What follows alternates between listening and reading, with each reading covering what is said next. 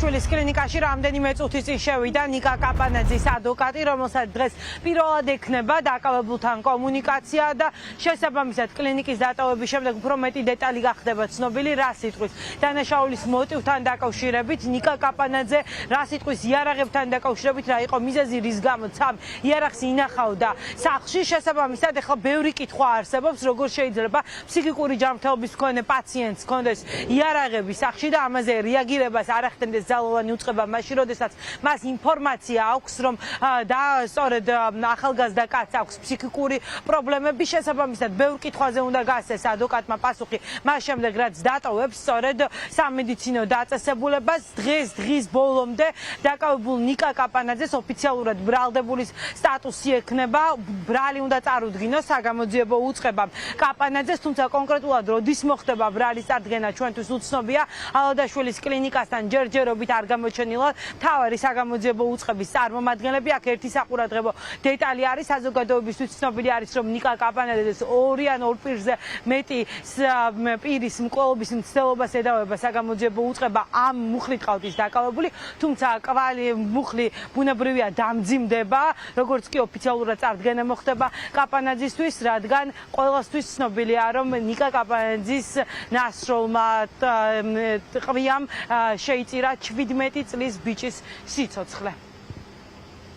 ჯერჯერობით ბრალდებულის პოზიციები არ ვიცი, საქმის მასალებს არ გავცნობი ვარ, შესაბამისად ბრალის დადგენილებაში ან ბრალის დადგენილებას გამოტანილი არის თუ არა, ესეც არ ვიცი და რა ბრალი იქნება წარდგენილი, ეგეც არ ვიცი. ახლა ბრალის წარდგენად მოხვედით? არა, ეხლა უნდა შევხვდე, გავისაუბრო და პროკურატურა რას გეუბნებათ, როდის აპირებენ ბრალის წარდგენას?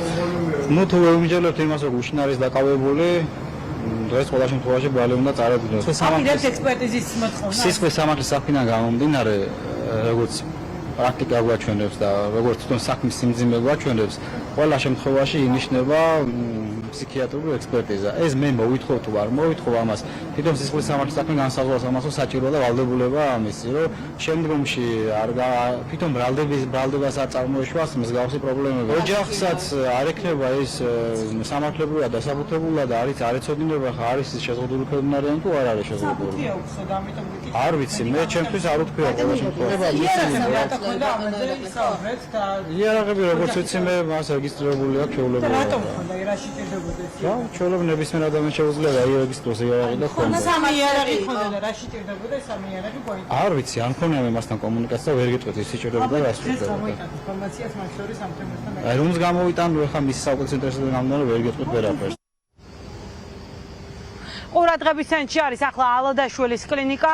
ჟურნალისტები ბუნებრივია ველოდებით ადვოკატის გამოსვლას. ის პირველად შეხვდება სწორედ დაკავებულ ნიკა კაპანაძეს, რომელსაც დღის ბოლომდე უმძიმეს ბრალდებას წარუდგენენ. ბრალის დამტკიცების შემთხვევაში კაპანაძეს ემუქრება 20 წლამდე ან უვადო პატიმრობა იმ შემთხვევაში თუ ექსპერტიზის დასკვნა იტყვის, რომ ის დანაშაულის ჩადენის დროს იყო შერაცხადი. ახლა საინტერესოა, როგორი დასკვნა უმოვა სამხარაულის ექსპერტიზის ეროვნული ბიუროდან ჯერჯერობით ალადაშვილის კლინიკაში არც ექსპერტები არ გამოჩენილან იმისთვის, რომ ფსიქიატრიული ექსპერტიზა დაიწყოს.